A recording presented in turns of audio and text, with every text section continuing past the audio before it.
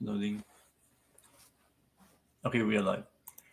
Hello, everybody, and welcome. My name is Omar. I'm here with my co-host. Introduce yourself. Hi, everybody. My name is Misael Castro, and I'm delighted to be part of this show. Thank you, Omar, for this invitation.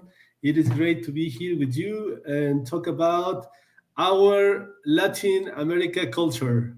I'm Awesome, sure the awesome. Yeah, speakers will share a lot about their country, and I look forward to learning about Latin America culture and share also uh, my roots and heritages as well. So thank you for the amazing, invitation, Omar.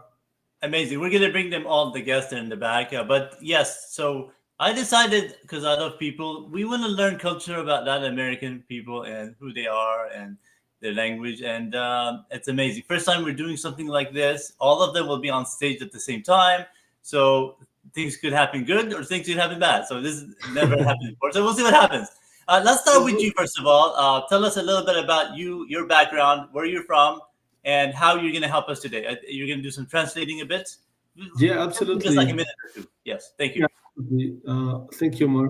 Yeah, I am an IT program manager and AI program engineer, and I have over 20 years experience working as a service technology provider, working in different industries like telco, airlines, transportation, food and beverage, financial services, manufacturing, and I have a huge experience working in different countries, uh, overseas, even virtually and physically. I have been working in South America for many years, so I have learned a lot about culture. So I loved to talk to people, learn about their culture, and this is a great moment and a great opportunity to learn and share also experiences with people. So I once I heard that sometimes you cannot give an opinion about the world if you don't know the world.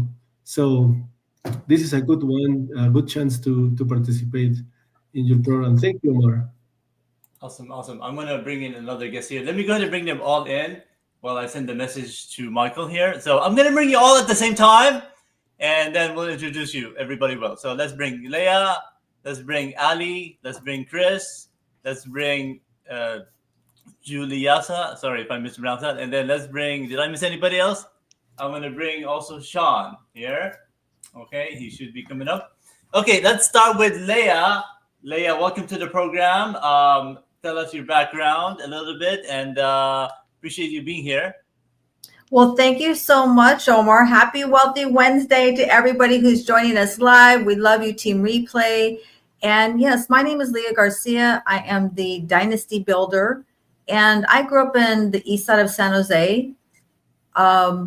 My grandparents on my father's side were from Mexico, and my grandparents on my mother's side were not we're not first first generation, but they both spoke Spanish. My grandfather on my mother's side passed away when I was 5, but all my grandparents spoke Spanish. Awesome, thank you so much. Let's go with Ali. Welcome, Ali, to the program. You've been on the show with the other one. You're an awesome guest and a supporter. Tell us your background. I know you're from Puerto Rico, right? In a minute or two, tell us about that. Hi, everybody. I'm Ali Ned, but my preferred name is Ali. I'm just so happy to be here joining you all. I live in Texas. I'm Puerto Rican. I lived in Puerto Rico 3 decades of my life. And my family, everybody from both sides, we all Puerto Ricans. So I'm a Caribbean girl. And yes, Amazing, amazing. We'll get to the questions. This is just a minor introduction. We'll get to the fun part later. Thank you, Ali, for being here. You're awesome. Next on the line, looks like it's Chris, right? Welcome, Chris. Tell us your background. Where are you originally from? The heritage, and in a minute or two. Hi, good morning. I'm from Guatemala. I have been working on telecom as a project manager for the past 14 years. I study system engineering, but I've been practicing project management for this time. I think that's it. Amazing, amazing. That's awesome. And then Julie. Yes, I know I'm going to mispronounce that. You're next. Hi everyone, I'm Julissa. You can call me Julie. Julie for Julie. Okay, avoiding we'll do that. Julie. It's easier.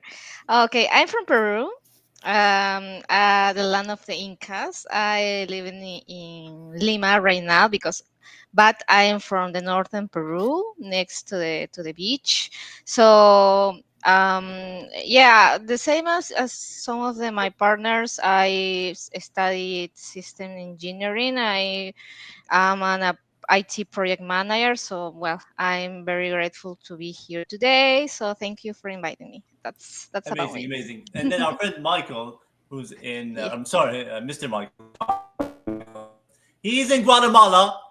Go ahead and introduce yourself. And I know you have a lot of culture there because you've been living there for a while now. You're not Spanish, right? Or Latin American, correct? From my understanding. But you have some Well, ideas. All right. I was going to say, I'm poco embarazada. I mean, dame vergüenza porque no tengo acento como los otros. For those that don't speak Spanish, I said I'm a little pregnant. I mean, I'm a little embarrassed because pregnant in Spanish sounds like embarrassed in English. Because I don't have an accent. I hear all these Latin American accents. Got and you. Hola, vecina Chris. Amazing, amazing. So how long did it take you? How long you been living there, by the way, Sean? Just over 11 years. And people ask all the time, like, why Guatemala? Why would American go to Guatemala? And it was mostly an accident. When we moved out of the US, we thought Mexico first, and we're like, there's some problems. We started in Belize because my wife said, I don't want to learn Spanish. I want to just stay with English. And we stumbled into Guatemala, and it stole our heart. Got you. Amazing, amazing. Awesome. Let's get to the questions. That's important. Appreciate you guys being here and introducing yourselves. Okay, here's some of the flags that Misha made of the people coming in here. We should be expecting more when they show up. That's fine. Okay. All right, Misha, would you mind reading this first question for me, please? Okay, I hope my English is well and you understand my English. Omar, Yes. Leah, and Michael, and all the people. So thank you, Omar, for inviting me and as a co-host for this show. And the first question is we want to learn about our Latin America flavors, traditions, and stories. So the first one is, in your country, what's one dish that you think everyone in the world should try at least once? Tell us what makes it special. Okay, who would like to answer this one first? Anybody? I will. Go ahead. Yeah, I would say absolutely tamales. And the reason is because you have to have the experience of not just eating them, but the experience of making them, which is truly a family and a group process. You can't really do that on your own. So that would be, I remember many times the family pulling together and somebody's spreading the masa and somebody's mixing it up and someone else is cooking the meat. And it was always so fascinating to me as a child watching all of this happen. And as an adult, I was like, how do they do this? Like, it's not easy. It is definitely not easy. No, amazing. Can you explain to people who are watching what are tamales? What are they made of? Tamales are with masa and it's spread on a husk, like the corn husk. And so you have to mix it a certain way so it comes out really, really smooth. And if you don't mix it properly, it will be very, very dry. So it's somebody that's very experienced to know how to properly mix it and they do use lard. I'm sorry. I know that's not what we really like to eat today, but and that really makes it smooth. And then they put different kinds of meats or different ingredients in there, almost kind of like an empanada, I guess. Mm-hmm. But it's a different texture. And I just think that it's such a tradition in my culture. And even though I didn't help making them growing up, I always watched the grandparents and the aunties and uncles were all doing that. And then we got the results at the end as a child, right? So hopefully people will have that experience. It's pretty amazing. Amazing, amazing. I'm gonna just recognize some people in the audience here. We have Gregory here. Good morning. We have Mr. Gupta here saying hello, everyone. We have Manny. Oh, Manny is from Madrid here. This is not coming up. Okay, there you go. He's from Madrid. He should come up here, right? He's from Spain. So hopefully, if Absolutely. you want to join us, PM me. I can bring you on here as well. Santiago. He's also sounds like he's a Spanish Latin name. Who else here? How about let's have Chris. You tell us a favorite food that you have that's special to you. Well, the one selected is almost the same as Leah, tamales as well. But here in Guatemala, depending on the region, we have two different types of tamales. The one from masa and one from rice. I'm from the occidental part of the country, so this is more like our specialty, rice tamales. It has like a lot of process in between. You have to blend, cook the rice and blend it, so it has like a smooth texture. And then we as rice tamales we have two versions: the sweet one and the salty one. The sweet one is combined with chocolate, like the sauce. We put a little bit of chocolate, and that makes it sweet. It is also has chicken. Some people can put other meat, but chicken is the most popular, and it tastes amazing. It is one of the things I think you should all try. It is tasty. It is one of my favorites. And the salty one is kind of the same, but it doesn't have the chocolate, and it has what we call recado. It's like a sauce, but a little bit heavier, and it tastes amazing as well. It has a lot of process, a lot of ingredients, flavors, and it tastes very good. Amazing, amazing. That's awesome, awesome thing. Anybody else would like to share another food, something different? Well, me. ahead. For example, in Peru, we have the well-known ceviche. I think everyone should try it because it's made of fresh raw fish, cooked with lime. We have with chili, onions, and salt. It's simple, but the flavor is light and refreshing. It's our signature dish because it tastes like our coast, and you could take with maybe a beer. So every region, every department of Peru makes a bit different. For example, I've heard about Mexico's ceviche. It's kind of sweet, but this Peruvian ceviche is kind of acid. Maybe every region could be different, but you can have the taste of the whole country through ceviche, I think. Amazing, amazing. Thank you so much. All right, ready to move on to the next one. Anybody else have a different one? I know some of you are also American based as well, and so did that change in terms of the food style? Ali, how about you? How long have you been in the States, and is there any food that changed while you've been here? So in Puerto Rico, we have a very wide selection of cuisine that people will travel to the island they love. And ever since I moved to Texas, I do miss it. But I've been learning my ways in the kitchen here so I can replicate what we were used to over there, like mofongo, which is just mashed plantain. And you do a process to make it like a piece, and then it's so yummy when you add the sauce of mayo ketchup, which is mayonnaise, ketchup, and a little bit of garlic. So that's a sauce that you use with the mofongo, and it's just an explosion of flavor. And then it's similar. We do pasteles, which is similar to tamales, And there's a whole ritual to it as well, and getting the family together to prepare them. And the arroz con gandules, which essentially is rice and pigeon peas with sofrito. And then sofrito, it seems the same as they were mentioning earlier.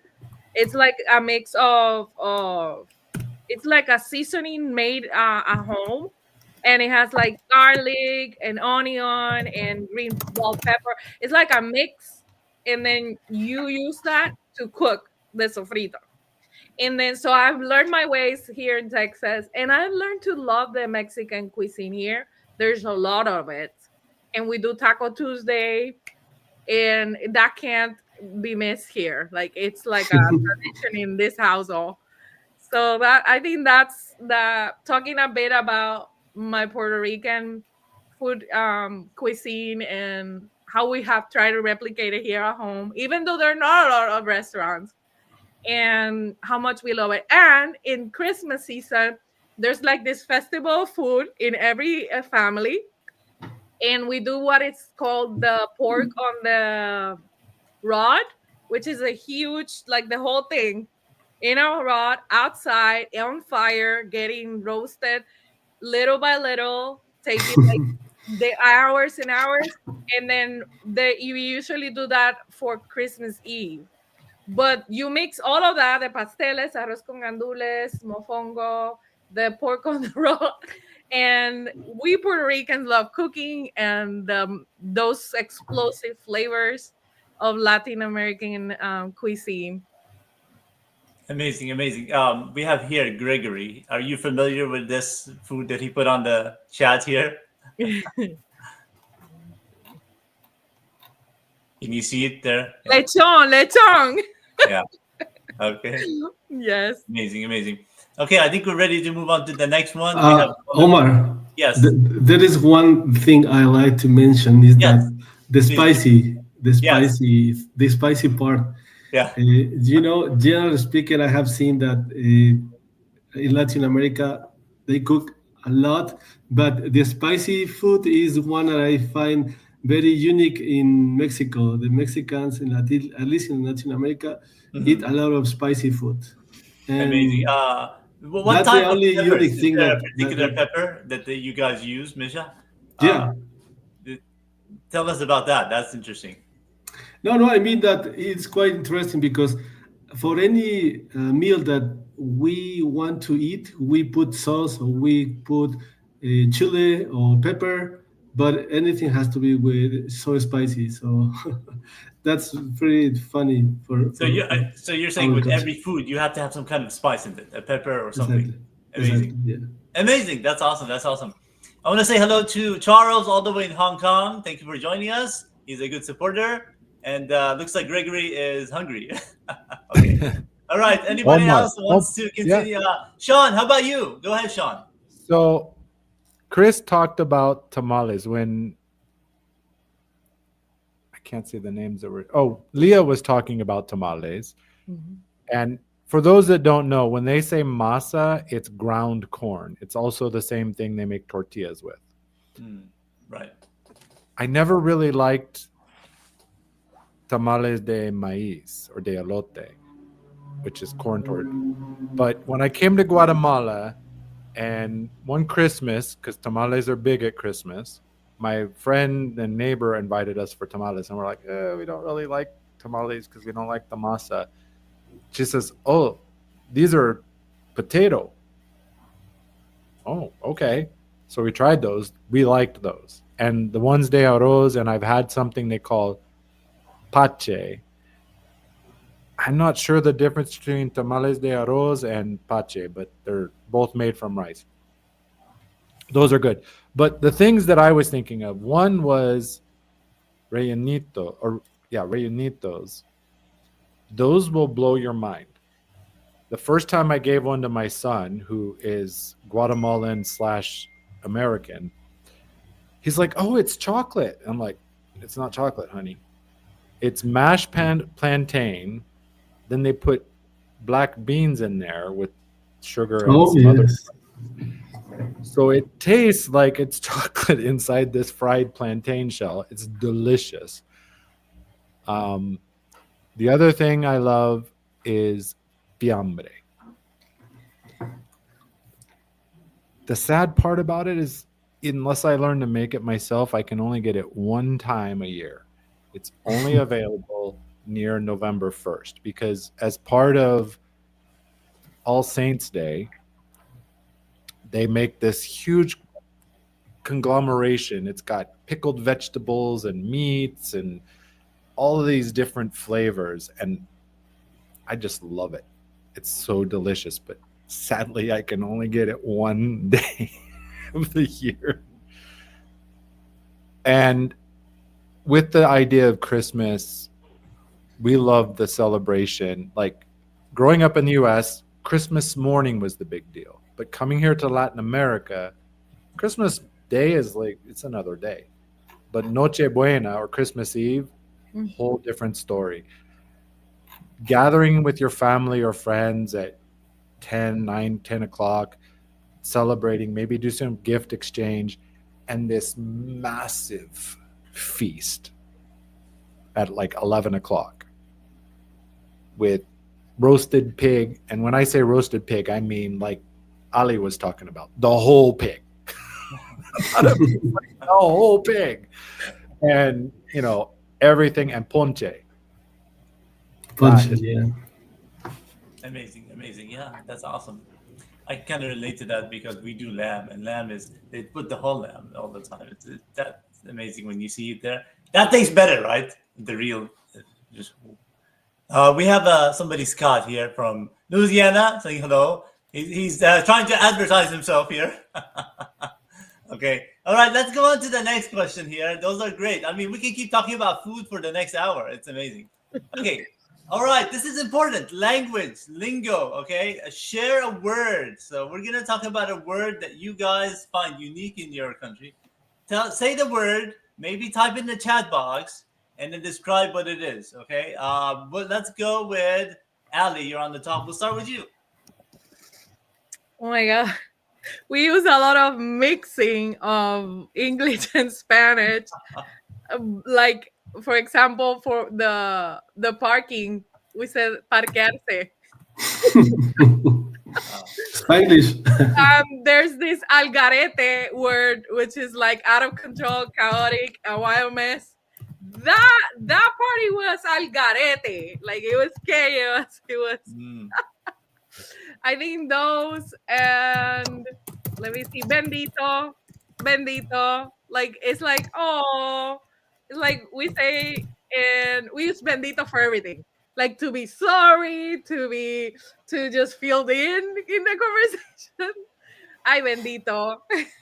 And then we use huepa. You know, in Costa Rica, the pura vida. So in Puerto Rico, it's huepa boricua. And we're really festive people, so we use that in the language. We're like, oh yes, like excitement, and yeah, I think those. Amazing. Huepa. Yeah, how about you?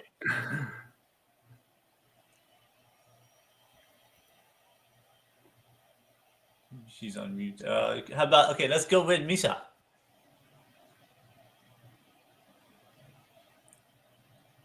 Misha, can you hear me? Yeah. Can anybody hear me? Misha, can you hear me? Okay. Oh, yes, I'm here. Yes, go ahead. Tell us a word in Spanish, in I guess Mexican dialect. Oh, well, the most classic one, I will not take much of the time, but it's the classic one is way. It's Juey, way.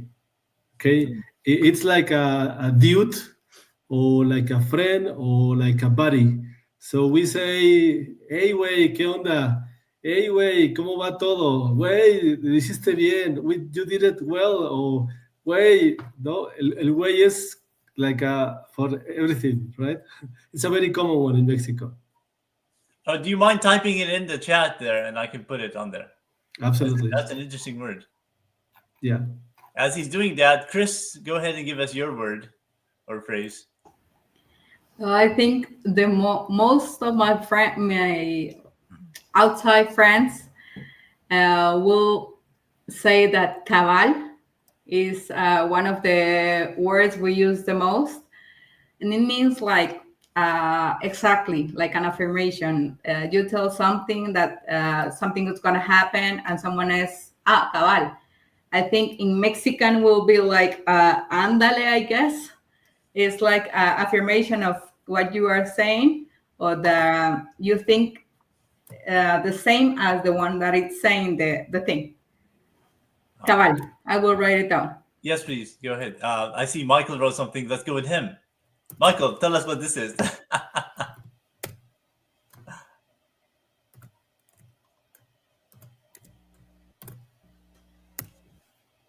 think you were muted. Are you muted, Michael? Yeah, my computer. I'm waiting for my new one. It's stuck in customs. Okay. Waiting for it to come. That- But I wrote down what Misa said, the way I understood it. Like, I think I misspelled way. It's Que onda, way? Because they use it here in Guatemala too, so I'm familiar. And Chris stole my word. That was the word I was thinking, was cabal. cabal, yeah. But one of my favorite Mexican words is chingadera. It's for like that thing. Like, I can't remember. Bring me the chingadera. Like, the what? The chingadera, you know, for the thing.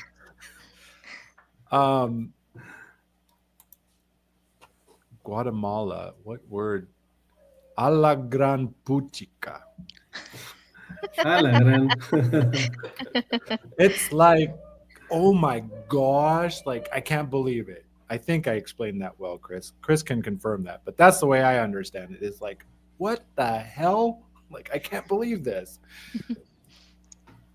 And they always do this, a la gran puchica. Like, I always knew that they always do a hand motion with it too.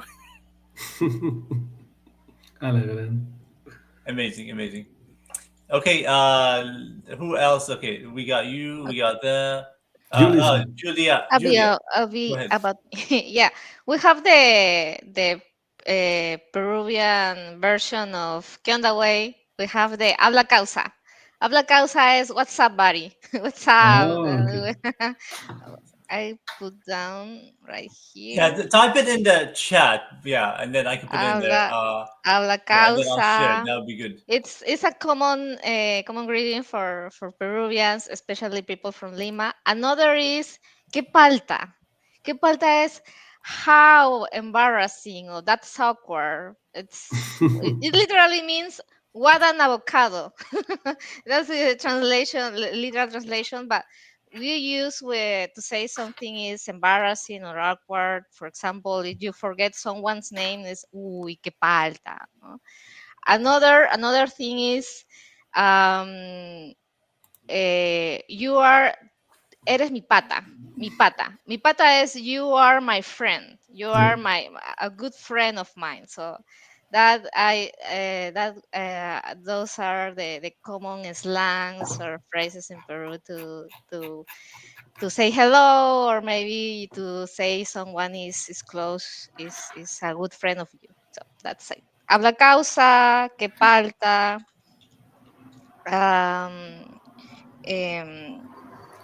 mi pata, my best friend. That's it. Is the huevón Peruvian one or no? Mi pata? The huevón. Ah, what? Huevón. Huevón? I think it's Peruvian. It's used for someone who is maybe an idiot. Oh, okay. Okay. Yeah, but it's a very strong insult. A very Oh, strong. okay. So I prefer not to say that to someone. So Yeah. I know when we were talking, me and Misha before, he said there's different languages in Latin America, right? So like in Mexico, it's not only Spanish, right? There's different dialects. Let's talk about that a bit, because that's interesting. I know based on statistics, there are, if I go back here, there is about 650 million people who are in Latin America, and that's about 8% of the world's population. But in terms of languages, is there a number of how many languages, let's say, for example, Mexico has? Like when you say languages? Do you mean dialects, or is it just like a different way of speaking? It's like we have around 68 indigenous languages. Oh wow. 68 in the whole Mexican country, and I'm pretty sure that Peru, Guatemala, they also have many, and I'm not sure about other countries, but I think it's very interesting also about how many people speak different indigenous languages. Yeah. Amazing. Anybody else can talk about that? And it's like, let's go. Guatemala is an interesting one. We have 2 people from there. Yeah. It's a small country, right? How big is it from the top to the bottom? Let's talk about that. Like driving from top to bottom in Guatemala. Let's talk about that a bit.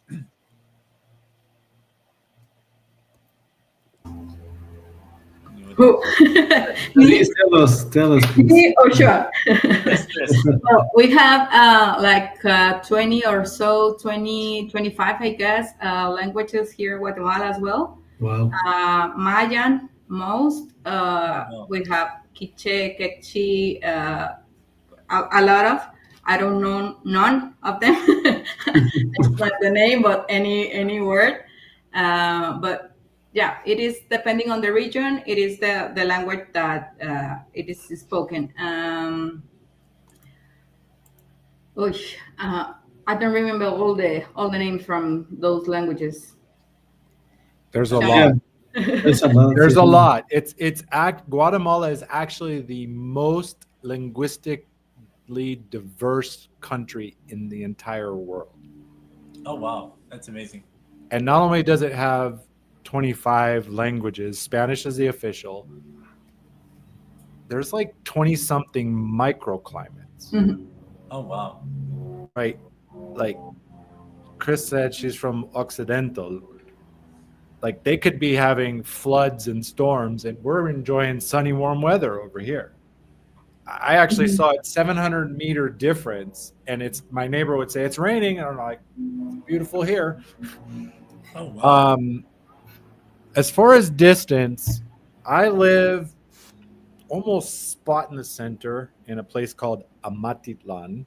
It's a big lake that once was beautiful. Beautiful. Yeah. But because of pollution and because of the way the lake is, it's a caldera lake. So all the water goes in and there's nothing going out. So all the runoff, everything just goes in there. So it's ugly. It stinks. There are efforts to clean it up, but that's another story.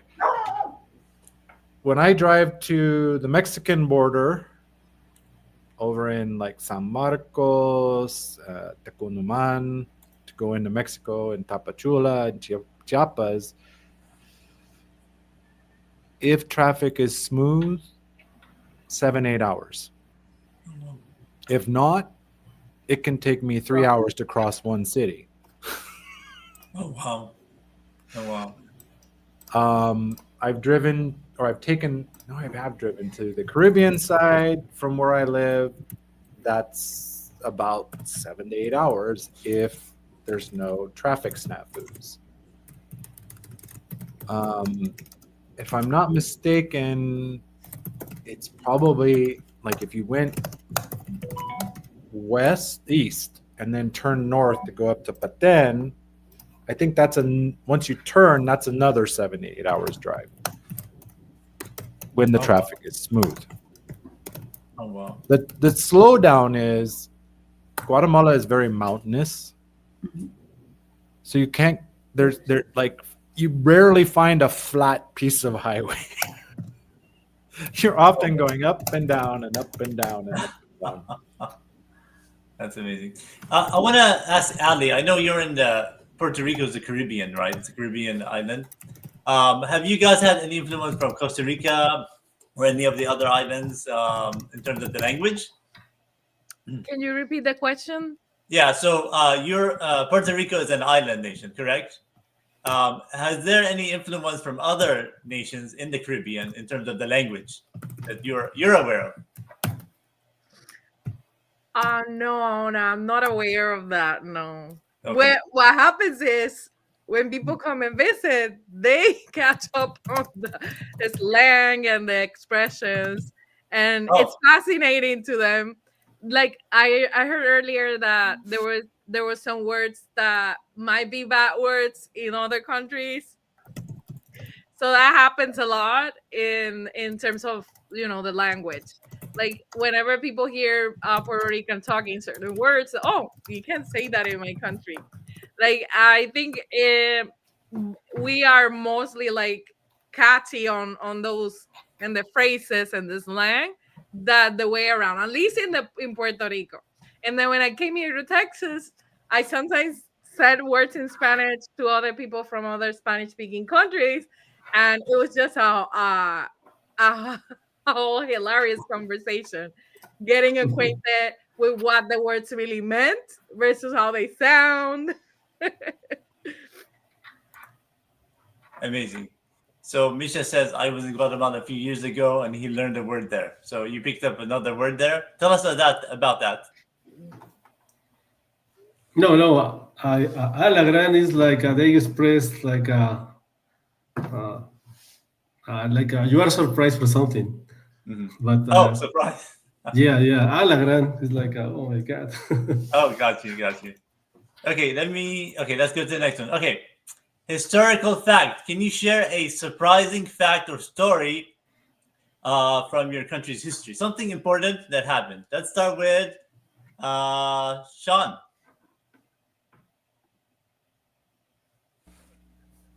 Perfect, Omar, because I was praying Chris didn't steal this because I had the perfect idea. Everybody knows about the McDonald's Happy Meal. But did you know it started in Guatemala? Oh, wow. Because one of the franchise owners, the wife, she saw all these families coming into McDonald's with small kids. And she's like, they can't eat this Big Mac and quarter pounder. That's too much food. So she had the idea to make a smaller hamburger and smaller fries, small drink. And then she would buy like inexpensive toys like we get at the dollar store or things today, and she would put them in the pack. And that was how the Happy Meal started. We took my son, they actually at one of the museums here, they had a Happy Meal museum temporary exhibit. It was like walking through a time machine because they had all the toys I could remember from my entire lifespan that McDonald's ever put in that Happy Meal. So that was really an interesting fact for me to learn, is that Happy Meal came from right here. Oh, wow. Amazing. That's a good question for my show, the quiz show I did. I can use that. Amazing. Let's go with Ali. How about you? Can you share a surprising fact or story for your country that most? And then we'll go with Julie after that. Okay, I think it's the blend of three races. I'm not sure if a lot of people know about it. So Puerto Rico, it's a blend. The people that are born there are mixed with Taino indigenous roots, African heritage, and Spanish influence. And we have the Day of Puertorriqueñidad, el Día de la Puertorriqueñidad, and it's actually celebrated in November. And I miss that. I really miss that from my culture because it's a big celebration in every school with every family. And there's a lot of that into the celebration of La Puertorriqueñidad, the blend of those three ancestries. Amazing. Okay. Thank you. Julie. Yeah, I think a fact that I didn't know until a few weeks ago is that, for example, Inca Empire built an enormous road system that's called Capacñam. I'm going to put down here Capacñam. This Capacñam has more than 30,000 kilometers long. It's larger. It's even larger than the Roman road network. So it's connected by mountains, deserts, jungles, and it was built without horses or wheels. So that's the impressive history of Capacñam. It's a sacred road in the Andes of Peru. So I invite you. So if you are in Peru someday, if you go to Peru, to walk down to throw this Capacñam. Yeah. Amazing, amazing. And then, Chris, can you give us something different? Yeah. From Storica, I think I won't be stealing anything from Sham because I forgot almost everything. But fun fact from here is Lago Atitlan, that is different from the one Sean was talking about. It has 3 volcanoes on the boundaries from the lake. It is popular name as Pana, one of the main towns around them. Around it, it has 12 other towns bordering the lake. It is very very beautiful because every space, every town has its own characteristic. One of them is a lot of food. One is known for its constant parties. One is very colorful. So each one has a specific topic or characteristic. It's very beautiful, and also the volcanoes give a beautiful landscape. It is a very beautiful space. I recommend a lot to visit it. I think it's one of the things that when other came to visit is like the magic to capture the people. It is very beautiful. Amazing, awesome. All right, Sean, let me put his comment on here. Would you like to read that? There's a lake. Yes, as Chris said, it is stunningly beautiful. Aldous Huxley, I think it was, said it was the most beautiful lake he had seen in most of the Americas, if I recall, because there's nothing like it. Sadly, it's in the same jeopardy that Amatitlan faces if we don't do something. I actually lived in Pana for about a year and a half, but my young, active son got bored. My wife and I loved it. We would walk down by the lake every night. The weather is beautiful all year round. And visiting the little towns around, like Chris said, each has their own flavor, like what they're known for and their style. But the amazing fact about Panajachel, Guatemala is known for all of its Maya sites. Julissa was talking about the Inca history in Peru. There's actually a Mayan city under Lake Atitlan they discovered. Amazing. That's awesome. Thank you for that. Okay, let's go on to the next one. We're almost done. Okay, music is important, right? It always makes us feel good, the culture. Is there any particular songs or any music or a name of it? So why don't everybody type in their song or their favorite artist from your region? Type it in the chat box for me if you're aware of that, and then we'll talk about that. So as soon as you put it in the chat box, I will put it up, and then raise your hand, and then we can get you on here to talk. So is there any particular one? Misha, I don't know if you want to start, if you know anybody. Yeah, sure thing. Well, I will say that the mariachi music, yes.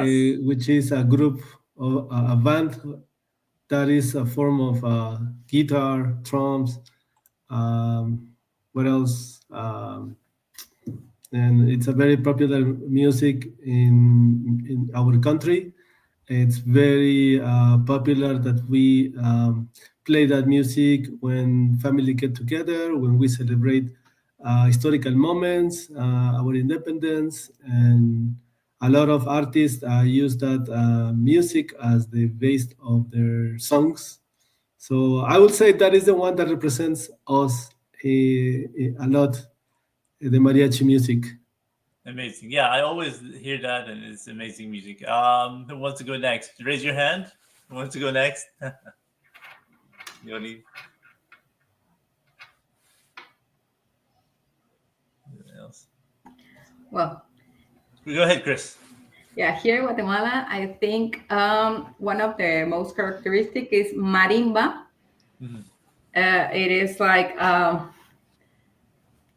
I don't know how to call it, but like a wood piano that you have to go with like maybe like I don't know that word in English, baquetas, so Mhm. like a drum. Like sticks, the sticks. Yeah, yes. Ah, Like you play the drum, and it is one of the most characteristic instrument here. It has a lot of sound. It is not played by one person, but like a group of person. Normally, it is like about 10 to 12, as I remember. Most have like two marimbas as well. So they played a lot of sounds. It has like the small pieces and then the big ones. So they have different sounds, and it sounds amazing. And besides that, we have Ricardo Arjona. That is, I think, the most known from Guatemala music. Yeah. I think most of Latin America know him, and I love Yes. him as well. So Yeah. I think those. that's awesome. Amazing. Okay, thank you. Ali. Well, this is one of my favorite topics. So I'm a millennial, and we kind of have like this mix of the genres, but I just love salsa. Salsa. We have icons from the island that shaped the genre, and also we have the bomba and plena that are just timeless. Bomba is African rooted dancers like to the drum, and the plena storytelling music. So it's like the newspaper sang, like you mix poetry, the plena, whatever's been said. It's beautiful. And the reggaeton, which is really known in every Latin American country and even English speaking. Like Bad Bunny is gonna be singing at the Super Bowl halftime show next year. Yeah, so I think music for Puerto Ricans is an identity. So, which artist or song would you recommend they listen first? I love Mark Anthony and the salsa that from the beginning of his years that he created. That's the music that I put on Saturdays when I'm cleaning my house. Amazing. And thank you. And then Julie. Yeah, we have a traditional genre of music. We have is canción criolla. It's very traditional, very ancient, but I'm not a big fan of that. Instead of that, I prefer cumbia. I prefer dancing with cumbia. Cumbia is similar to salsa, I think, but I don't know how to describe the difference between salsa and cumbia. But I love especially Grupo Cinco. Grupo Cinco, Five Group. It's a well-known Peruvian group that is from they are from the northern Peru, where am I? I am from Pacasmayo, which is a small town near to Chiclayo. Chiclayo is another small city too, but Grupo Cinco is near from that city. So I love their music, and they are very popular here in Peru. And they are made they made a collaboration with an actor, a Mexican actress. I don't know if you know her, is Mariana Seoane, I think. Yeah. They made a song between between them. So I think cumbia is the genre well known in Peru, very popular, and Peruvians like to dance a lot. For example, in this New Year Eve with my in-laws, I'm very prepared to dance all night. So I love cumbia. Is my favorite. It was my the first song that I danced at my wedding. So I really love Grupo Wow. Cinco. Grupo Cinco. I put down here. Amazing. Yeah, right. Always music is something that's popular in all cultures, and that makes people happy. It's just a fascinating, amazing thing that you do that. And all of you guys gave us some nice music, and when it first came up, you're like, "Wow, amazing!" So it's something that you guys, I think, the whole world is into this. It's just fascinating, music and all that. Amazing, amazing. Uh, who's this person here? Go ahead, Sean. So, as Chris said, marimba is like the heart of Guatemala with music. Guatemala has a very small music scene. When I've gone around, I've heard banda from Mexico. I've heard reggaeton is very popular here. I got introduced by a visitor from Argentina to cumbia and a group called Cumbia Drive, Oh, where wow. they took modern pop songs and put it in the cumbia beat. Because, like salsa, it's got a specific rhythm for the dancing. But one of my favorite Guatemalan based groups that Chris didn't mention is this group, Malacate's Treble Shop. Oh.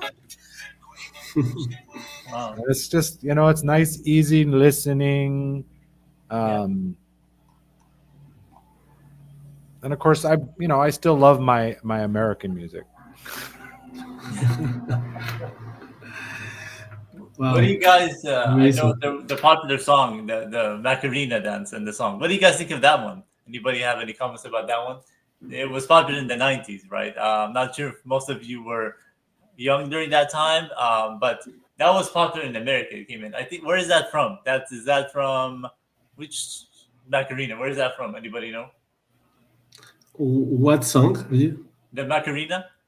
Macarena. Macarena. Macarena. It's from Where is Spain. that? Which Spain. area is that from? Which part of Latin America? Do you know? Spain? Is it It's Spanish? from or is it- Spain. Oh, Is that- okay. They're Okay. from Spain. What do you guys think about that? Is that a classic one? Was that very popular in your area as well as in America? Similar. You guys remember that from the '90s, '93, Totally remember the Macarena craze. Macarena. The about 30 Macarena. years ago, right? Yeah. Yeah. But, and when it was a craze, I was like, it's okay. It's got that beat that sticks you, sucks you in. The one I like is just 9 years ago, a group called Gente de Zona, which might be from Puerto Rico. I don't know. They they brought the old guys from Los del Rio who did Macarena, and they jazzed it up and modernized it a little bit. Oh, wow. Amazing. All right, awesome. Let's go on to the next question here. Okay, this is very important. How does family play a role in Latin American culture? I know it's very, very big, very important. We can talk about do people do usually live together with families when they're married? Do they live in different homes? Do they live in the same building? Stuff like that. Who wants to start first? I can start. Go ahead. Go ahead.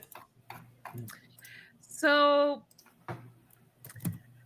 we have multi-generational households, like tias that mother everybody, and cousins who are just treated like siblings. And the madrina and padrino, which are godmother and godfather, they're really taking into the roles, and the people that they're godparenting to, like those are their second parents. And there's something about Puerto Rican's family and that human warmth and that unity. And there's just so much beauty in how family it is and it should be. And it goes long in generations. And I love that about my culture really, really much. And I've raised my daughter in Texas, but we always implemented that in her as well. That generational unity, that when family's family, that's non-negotiable. That she has many people to count on, you know. So that kind of I wanted That's to share. amazing. Hmm. Yeah, awesome. Misha, you're next. There, I see you. It's probably pretty similar. You guys have very close family ties, right? You're always together. It's very important, correct? Yeah, generally speaking, I'll say that the family is the core, is what unites our society. So, generally speaking, I would say that we are tied to our core family, to our parents and grandparents. So, it is hard to be apart from them. I worked for many years uh, overseas, and it was very hard to me to be away from home. So a few people take that challenge, no, because we are so close to family. Amazing. Sean, I think you have to go. Go ahead and just give us your closing remarks. Appreciate you being here. Family ties, real quick, and then thank you for being here.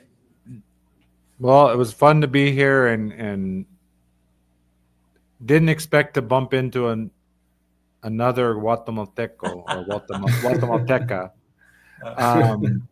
But yes, that family ties is one of the things that is keeping us here. Like, we plan to stay here indefinitely, because I've seen families where the family has one piece of property, and then like there's sections, like rooms for each. Like when the sons grow up and get married, they bring their wife and kids and they have their own little space, but they all still have like a shared kitchen where they come together and share meals, but then they have their private space. Or I have another friend, his house is on the corner, next to him is his cousin, then his brother, then his mom, like the whole street's the whole family. And I love that family unity. It's so different from the American culture. My son says he's never moving out. If his wife doesn't want to move in with his parents, then he'll find a new one, he says. But thank you, everybody, for sharing your stories. Glad to be here. Thank you, Omar, for making the space. Thank you so much, Sean. We'll see you again. Hopefully, we'll see you do another show together later. Bye. All Nice to right. meet you, Sean. Thank you so much. We're almost done, by the way. I think we have one more slide, and we did this one already. And then, okay, we'll just talk about this one here. Festivals and holidays. This is the last one. So we'll go about this one for a few minutes, and then your closing thoughts. What's one festival or holiday in your culture that you absolutely love? Let's talk about that. Julie. Yeah, I particularly love Fiestas Patrias. This is our Independence Day. During this Fiestas Patrias is in July. The whole country turns red and white. That's the color of our flag. There is music everywhere. There are a lot of events. There are a lot of even many years ago there were a special fair that was Mistura, a food fair.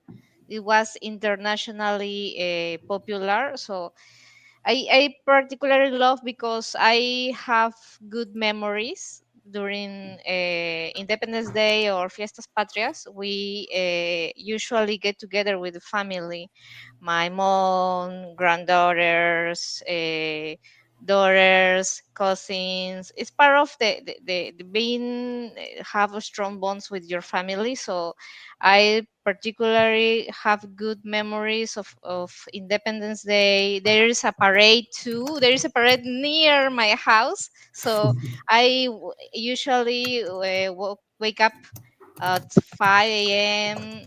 To get a place near this parade. So I think Fiestas Patrias is during this time feels like the whole country stops to celebrate our Independence Day.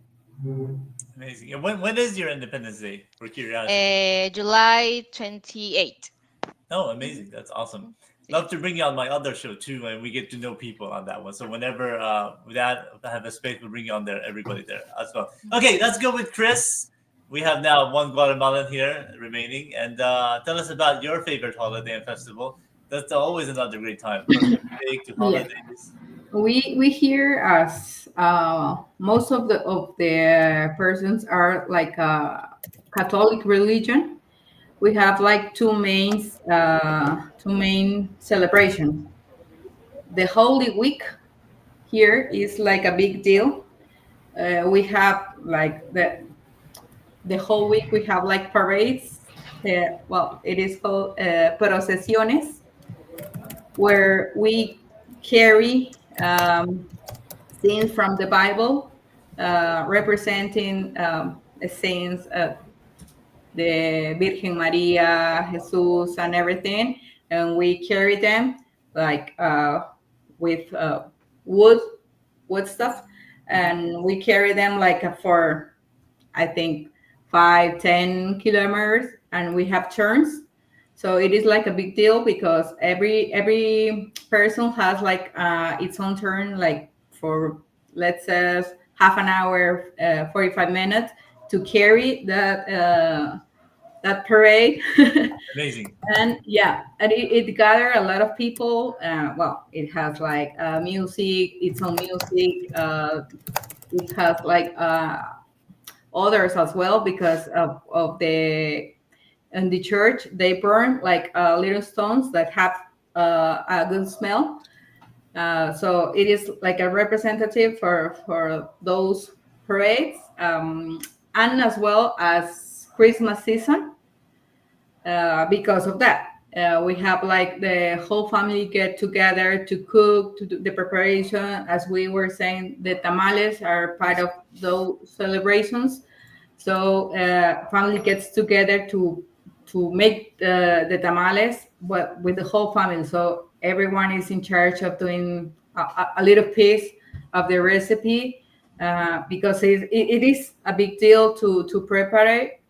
It involves like a lot of time, as well as ingredients. So those, and I think a third one will be Dia de Muertos, because the most characteristic here is fiambre as well.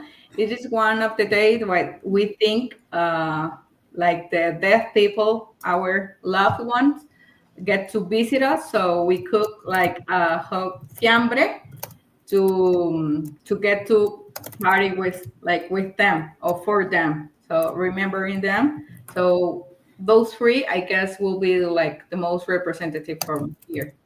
Amazing, Chris. Appreciate you. Thank you so much. And then we have another special guest who joined us. I think he's from Brazil. Let's bring him on here. Pablo. Paulo. Pablo. How you doing, sir? Hola. Hi, I'm fine. Thank you. I'm not sure you guys don't say hola, do you? What do you guys say for hello? Hello. Alô. Oh, Hello. Como vai? Okay. You're just joining us now. Tell us a little bit about yourself, your background, what heritage you're from, and yeah, give us a couple of minutes. Appreciate you joining us now. Thank you. But thank you for the opportunity that I invited. I'm a friend of Misael, and he invited me. Hi, Misa. How are you? How are everyone? Como vai todo mundo? Em português. Tudo bem? Tudo bem? Como vai? Beleza? And hello everyone. My name is Paulo Paulo is like English. You say Paul with O in the end, but it's Paulo. I think it's Italian name or it's from it's Catholic name, no? Mhm. Paulo. And Nioac is from France, but I don't know very well where it's from. But let's go. My name is Paulo. I'm 46 years old, and I'm a graphic designer specialized in statistics. And today I work with renewable energy in Brazil, and with technology, with a lot of AI, for sure. No. And I'm lucky to travel all over Brazil. I know the coast well because I have been a surfer since I was young. It's my hobby. Behind me is close to the beach. Oh wow. Wow. But in Rio de Janeiro, we divide in a lot of zones. The most famous is South Zone, Ipanema, Leblon, where you can find the Sugarloaf Mountains. And I'm not in South Zone. I'm a little bit far from South Zone. And it's because you can find this big place with a reserve and clean beaches. And I'm now in West Zone. People from South say we are far from everything because we are distant from the tourist glamour.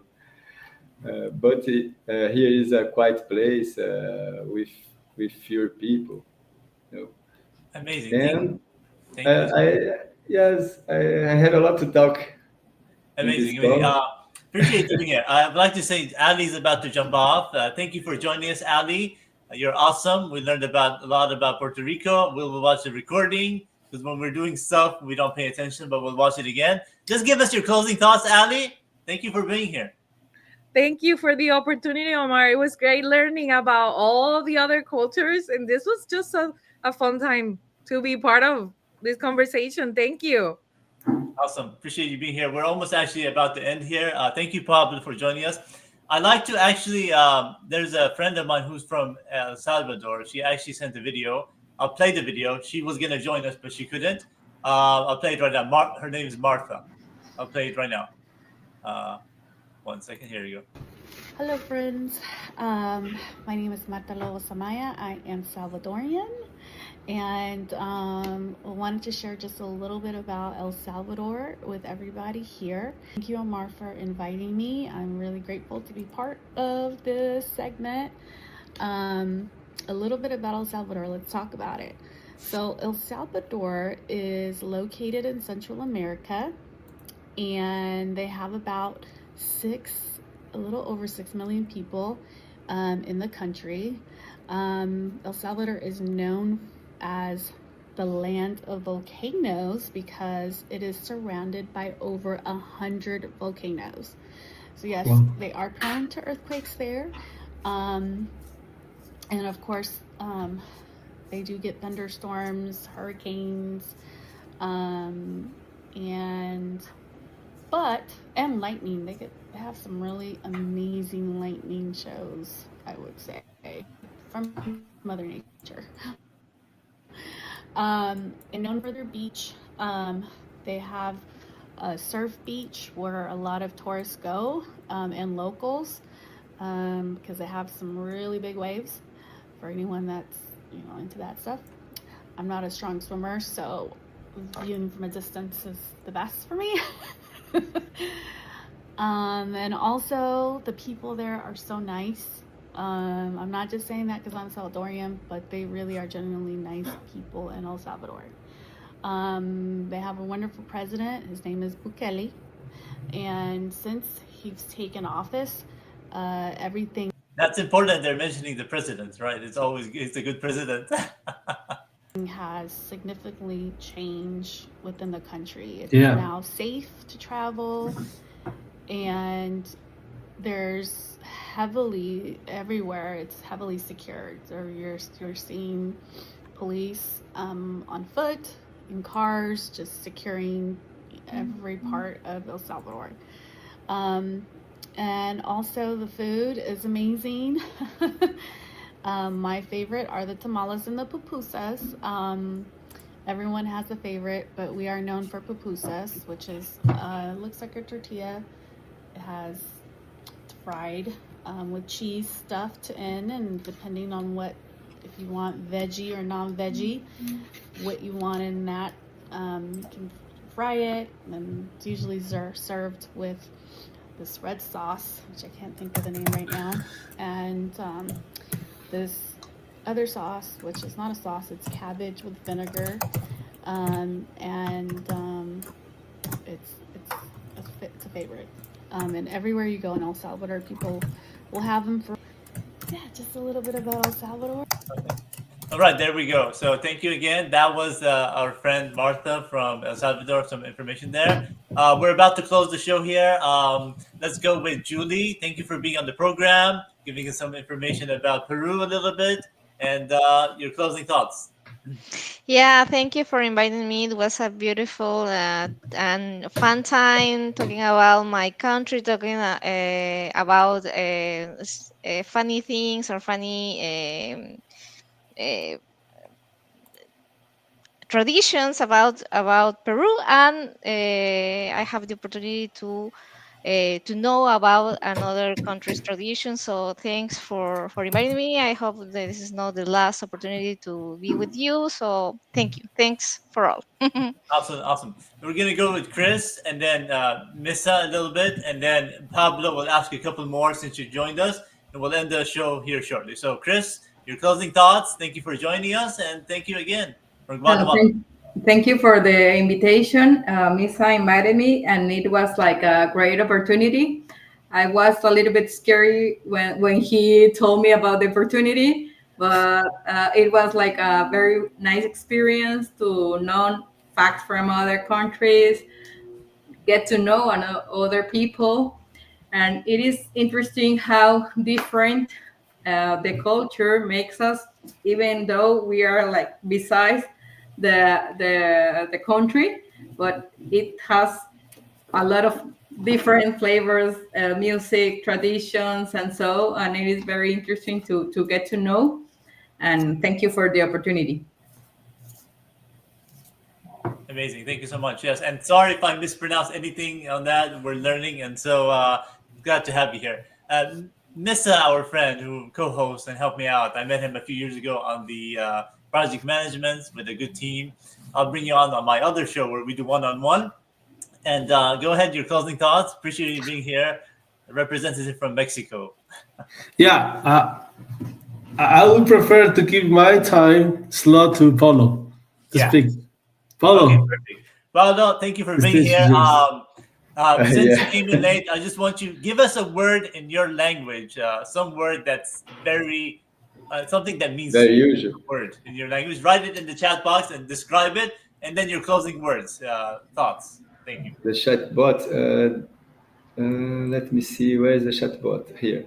On the right side. On the right side of the screen, yes. you see private and comments. And I'll put it in there. When you type it in, I'll put it in for everybody. Yes. You put it. Okay, let's go to the beach.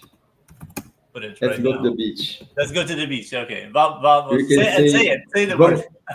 Vamos à praia. Vamos à la playa. No. Put it there.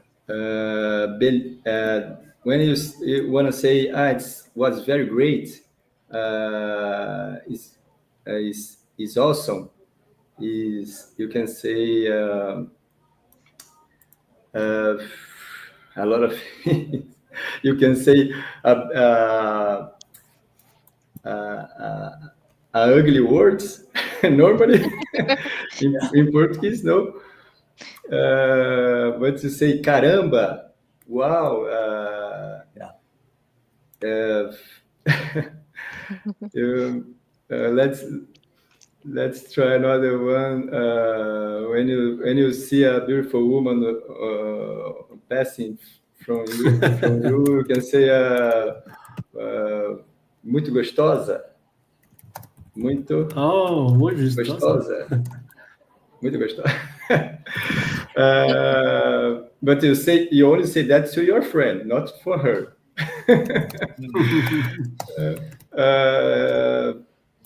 And what does that mean right there? Everybody's In English? very gorgeous girl, Oh, got you. a gorgeous woman.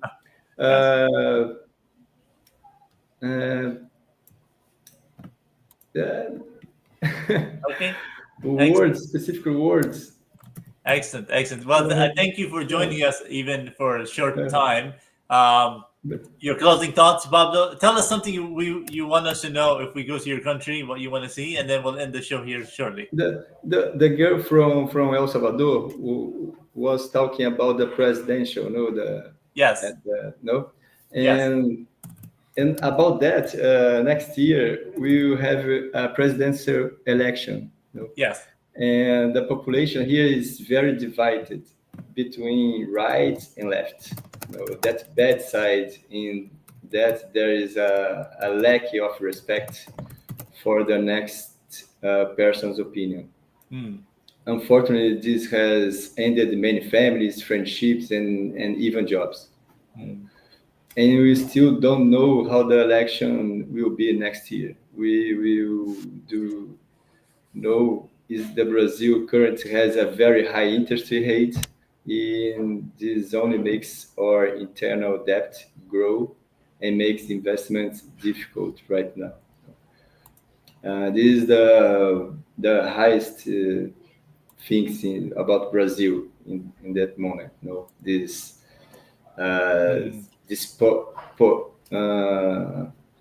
when you have two big sides, this is not very well, but we have a lot of good things. Thank you. Like a feijoada, the food, the drink, caipirinha, the beach. And let's talk. Yeah, we'll bring you on again on another program. But thank you again for joining us. We're in the stream now. You guys are awesome. Have a wonderful day. I'm going to end the stream. Stick around for a second or two here while I end the stream. Guys, we'll be back this Sunday at noon Eastern. We have a guy named Anthony on. He does a show, Do I Know a Guy? And it's a show that I do. Do we really know them? It's going to be noon this Sunday, episode number 59. Stay tuned for that. Thank you again, guys. I'm going to end the stream. See you again next time. Bye. Bye. See you. Bye-bye. Take care.